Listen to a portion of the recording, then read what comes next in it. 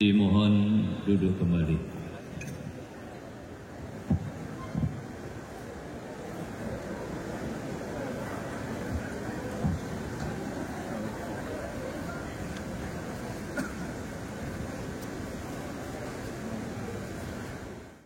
Apakah ada sejarah pertemuan Temboro dengan Jatman dari segi sanadnya? Kami Temboro ini kampung yang kakeknya hampir semuanya satu orang, minimal berkerabat. Temboro kurang lebih umurnya 200-an tahun kampung Temboro. Dari awal ceritanya kakek-kakeknya orang Temboro suka wiritan. Di antara yang masyhur, kakek-kakek kami ngambil sanad dari Jabal Abi Qubais mulai buyut kami. Dari para masyayikh Naqsyabandiyah, dari khongkohnya Syekh Ahmad Al-Faruqi yang di Jabal Abi Qubais. Gunung yang diceritakan oleh para mufassirin bahwa dulu Nabi Ibrahim mengumumkan kewajiban haji, beliau naik ke Jabal Abi Qubais, kemudian beliau mengumumkan di sana. Selepas itu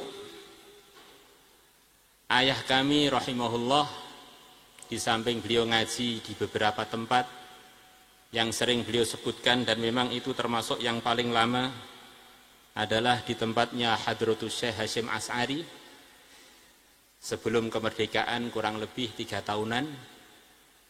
Kemudian juga di Pondok Termas di Mbah Yai Dimyati 3 tahunan, di Pondok Nidhomiyah.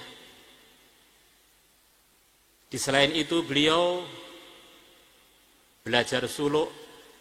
Yang masyhur yang sering beliau ceritakan adalah di 2 tempat. Yang awal di Mbah Imam Ghazali Kerten, sekian lama beliau suluk di sana. Kemudian diteruskan beliau suluk lagi di Mbah Umar Sufyan Baran sampai selesai kurang lebih tahun 1955 beliau mendapatkan ijazah irsyad talqin mursyid. Mulai saat itu Temboro resmi menjadi bagian dari Tarekat Naqsyabandiyah Khalidiyah Mujaddadiyah sampai sekarang yang sulukannya terbuka terus sepanjang tahun. Selalu saja ada sulukan di sini dan yang ikut dari berbagai macam daerah, termasuk dari beberapa negeri jiran dan negeri jauh. Kemudian Pondok Pesantren Al-Fatah secara tarekat adalah Naqsyabandiyah Khalidiyah Mujaddadiyah, yang dulu yang resmikan adalah ayahnya Pak Rubet, ini Kiai Bakar, menantunya Mbah Umar Sufyan. Beliau cucunya Mbah Umar Sufyan yang di samping saya, ya, depan. Dulu beliau teman kami, sama-sama pernah di Temboro. Saya orang Temboro, beliau dari Klambret Tulungagung. Dulu waktu kecil bareng-bareng ngerawat kambing. Sesama angon wedhus dengan Kiai Robet, insyaallah. Alhamdulillah.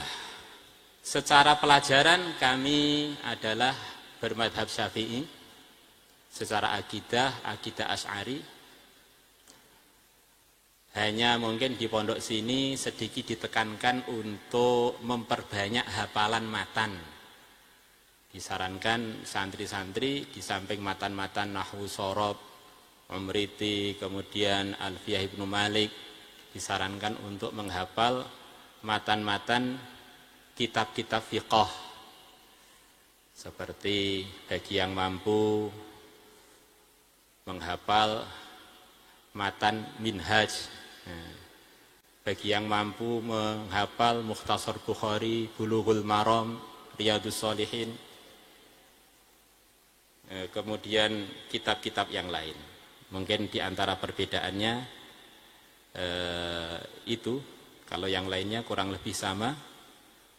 Bahkan menurut hemat kami termasuk pondok pesantren yang banyak waktunya dihabiskan untuk wiridan. Kita sering keliling di macam-macam pesantren, ternyata di Temboro ini wiridannya termasuk yang lumayan panjang. Kita zikir pagi, petang bersama semua santri mungkin 1 jam, belum lagi malam semuanya bangun untuk istighotsah sampai subuh, mulai jam 4 mungkin, kadang sampai jam setengah 4 mulai subuh. Kemudian kalau Ramadan usaha tarawih 30 juz setiap malam bagi yang berkemampuan. Ada beberapa titik-titik dimulai dari sholat maghrib akhir menjelang subuh. Kurang lebih 8 jam setengah. Alhamdulillah.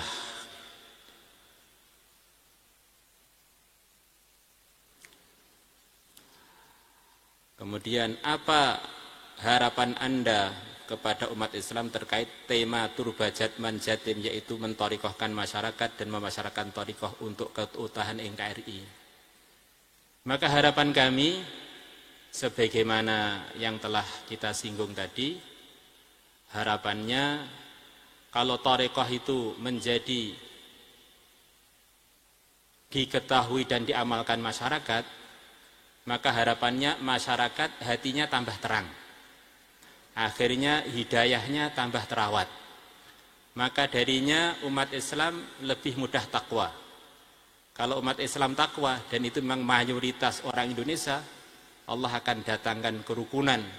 Kalau orang Indonesia sudah rukun, doanya makbul, selesai seluruh masalah akhirat dan dunia.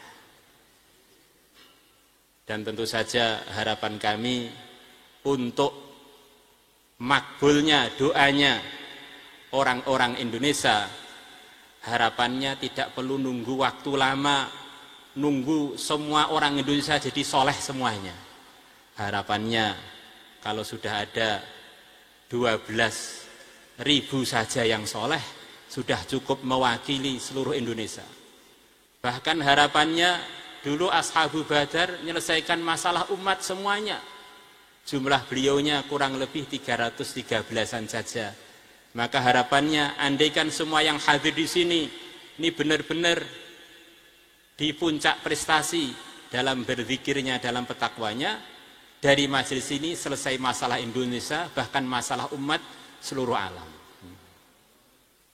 Dan itu semua tidaklah sulit kalau Allah sudah menghendaki dan Allah sudah merestui.